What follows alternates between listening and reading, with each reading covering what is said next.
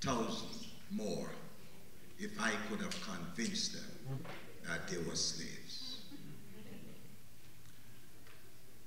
You know, no one has spoken tonight about nation building. I have here my wife, who's been working as well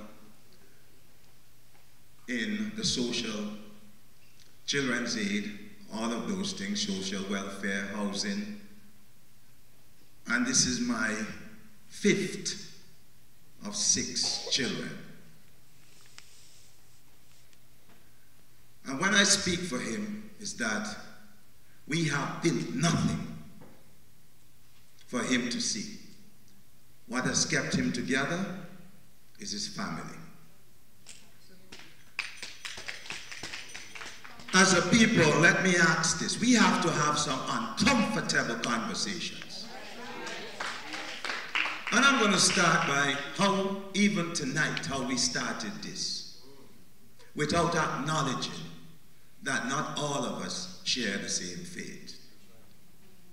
But all of us share the same ancestry.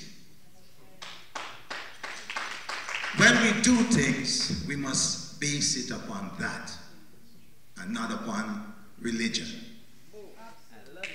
Where are all our black people every Sunday and Saturday? You find multitudes of them in the churches. Where are they tonight? We are suffering from a spiritual war. We are being decapitated because many of us have no moral integrity. It's about power. It's about putting up a stance, and it's about the money. How can I reach the funders? In education, there are organizations that have existed, but they have done nothing for our youths. And I speak as an advocate for children and a frontline worker in this city who doesn't compromise my stance. We need, first of all, to think about nation building as black people, and we need to know the next steps. I am tired of hearing all the statistics. I know them. I know what they are. I know. I've walked in my school, and I can walk and show you a wall of debt and imprisonment. What we need to do is not to listen to people giving their speeches. I'm tired of that. I was about to leave about 50 minutes ago. We need to break down in groups, take these issues and plan next steps. And we need to know who's going to sit at the table. We have a lot of Uncle Toms among us.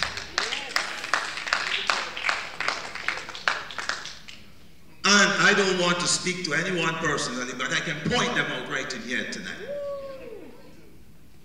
I can point them out. When I was speaking about our black progress, they were anti that. Now they are standing and speaking to us.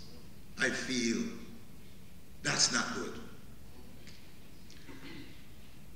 I am looking forward to the next meeting where people can go into different rooms and address the issues relating to their strengths and come up with the next steps. I'm tired of the talk. If I'm coming back here to listen to talk, I'm not coming. Have you signed up for one of the... I have done that, sir. Okay, thank you.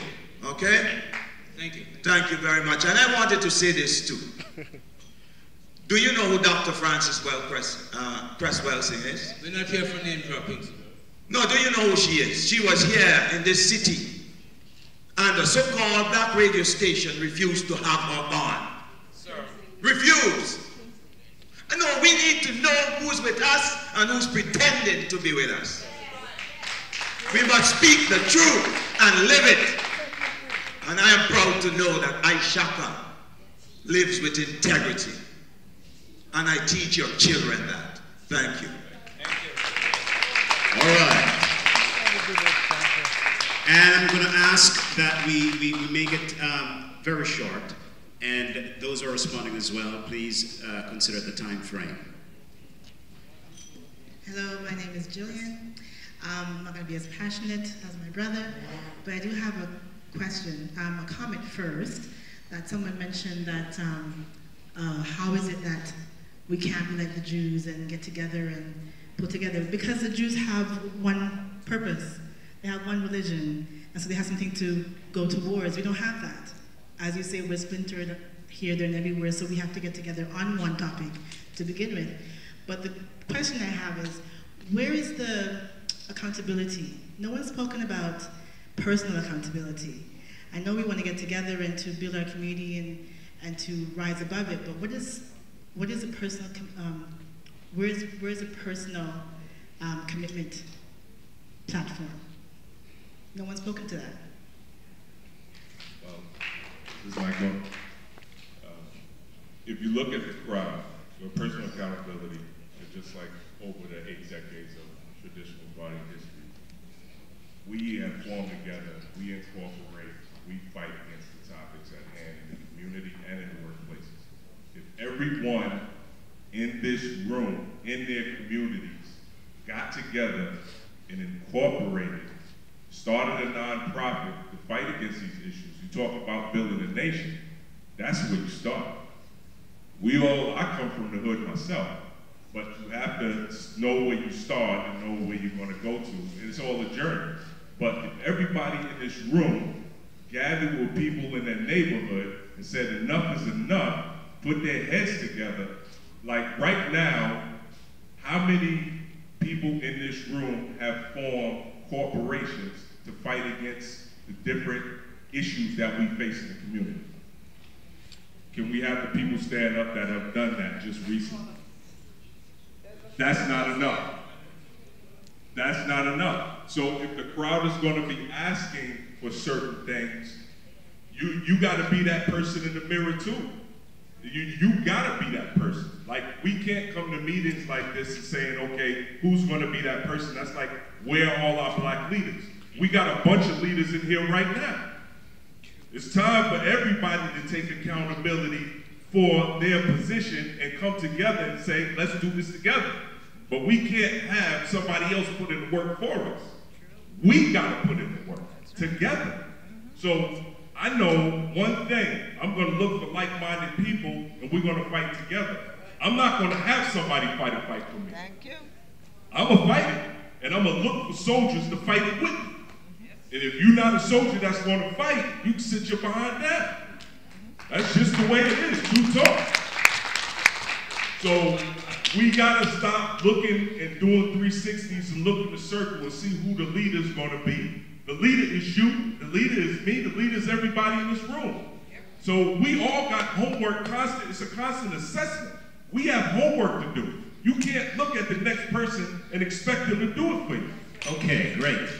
And we have another question here now from this gentleman.